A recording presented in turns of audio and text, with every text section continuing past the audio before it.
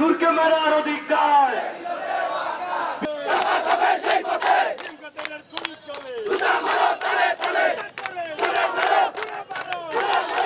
Police এবং army যেভাবে নুরুল হক নূরকে পিটাইছে, আওয়ামী ফ্যাসিস্টের আমলেও নূরকে এভাবে পিটানোর দুঃসাহস কেউ দেখাইতে পারে নাই।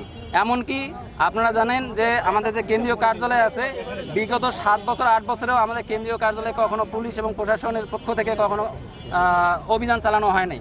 আপনারা গতকালকে দেখছেন যে আমাদের কেন্দ্রীয় যে কার্যালয় আছে সেখানেও ভাঙচুর করা হয়েছে, সেনাবাহিনী সেখানে অভিযান চালিয়েছে। আমরা জানতে চাই, একটি নিবন্ধিত রাজনৈতিক দলে সভাপতিকে এভাবে কোন রাইটসে বাংলাদেশের প্রশাসন এভাবে মারতে পারে?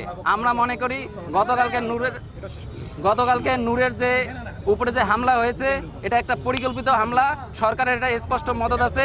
এই সরকার ব্যর্থ সরকার। আমরা প্রধান যে স্বরাষ্ট্র উপদেষ্টা আছে তার পদত্যাগ চাই। প্রশাসন, সেনাবাহিনী, পুলিশ যে নূর ভাইয়ের উপর অতর্কিত হামলা করছে, এই দোষটা অন্য কারো গায়ে চাপানোর জন্য। আসলে আপনারা লক্ষ্য করবেন যে ওই যে লাল টি শার্ট পরা যে গায়ে যিনি ছিল, যিনি পেটাচ্ছিলেন আমাদের ছাত্রনেতা সম্রাট ভাইকে, পেটাচ্ছিলেন এটা নূর ভাই না।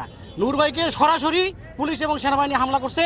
সুস্পষ্টভাবে সেনাবাহিনী এবং পুলিশ বাহিনী এবং তার সাথে জাতীয় পার্টির ক্যাডাররা নূর ভাইকে কিভাবে ভিপি নুরুল হক নূর এবং নেতাকর্মীদের ওপর পরিকল্পিতভাবে যৌথ বাহিনীর সেনাবাহিনী এবং সেনাবাহিনীর কিছু সদস্য এবং আমাদের পুলিশের কিছু সদস্য অতর্কিতভাবে নির্মমভাবে হামলা চালিয়েছে।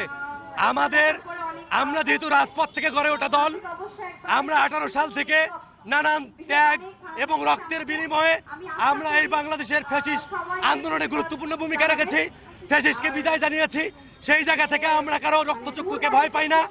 আমরা আমাদের যৌক্তিক দাবি আদায়ে সবসময় রাজপথে থাকবো। আমাদের সেনাবাহিনীর পক্ষ থেকেও যদি হুমকি দেওয়া হয় বা জাতীয় পার্টি যদি হুমকি দেয়, সেই জায়গাটা আমরা তোয়াক্কা করি না।